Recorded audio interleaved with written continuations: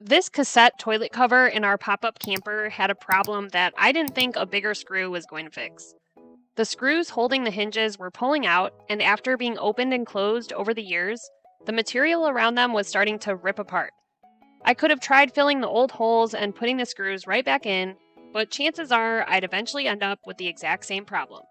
So instead, I decided to move the hinges completely away from the damaged area.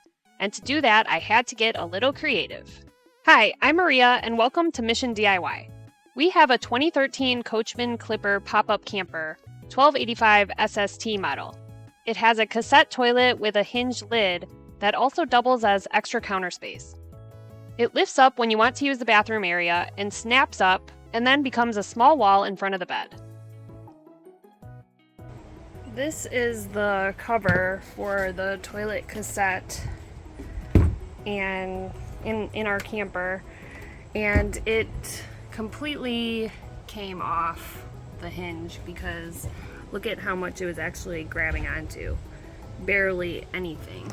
And like this rubber thing, there's a slot in there, so this hole that the screw was going into was only going into like a 1/4 inch of actual material, and then it was also going into this rubber, so that needs to get fixed. What I'm going to do is I'm going to lengthen this piece about 3 inches, and then I'm going to cut this, shorten it about 3 inches, so that way it can hinge open and not hit the bed, because that's the problem right now. The bed is kind of in the way. I don't know why it was designed this way, but the hinge needs to be more out here so that it can open better.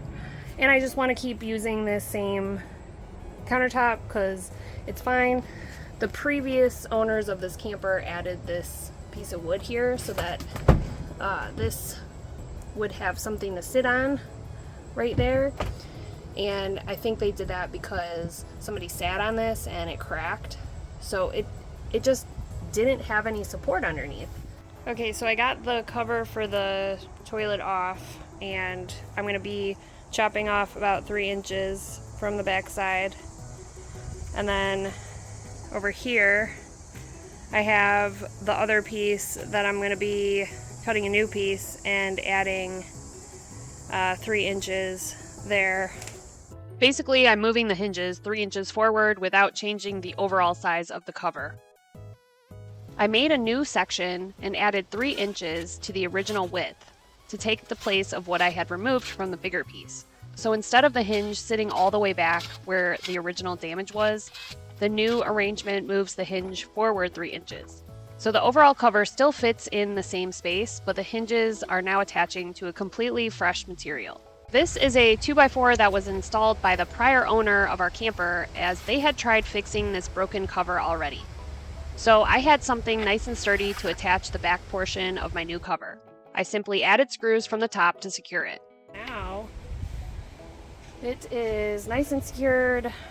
This piece right here is wider, and I will probably eventually paint it like I did with this countertop, and that way it will match. But for now, I'm not going to do that. And it opens a lot easier without interfering. It used to interfere with this bed right here, so it's just a lot better. What do you think? Looks good. A lot better. Yeah, because you used to have to. It was at an angle before. It was at an angle, and you used to have to straight up. Really just force it open, because the bed is kind of in the way. I don't know if the bed is supposed to slide out more or what. No, it's all the way out. You know, it's not super pretty, but it's functional and it's not broken now. Mm-hmm. Then we have this to hold it up right there. The snap does not reach anymore. The snap was only held in place with 1 screw, so I simply relocated it a little farther to the left where the screw could bite into solid material. I could have moved it closer to this corner, but since there was already a crack in there, I didn't want to put any more stress on that area. If you have a similar problem in your camper, I'd look at why the screws pulled out before deciding how to repair it. If the holes are only slightly enlarged, filling and re-drilling them might be enough.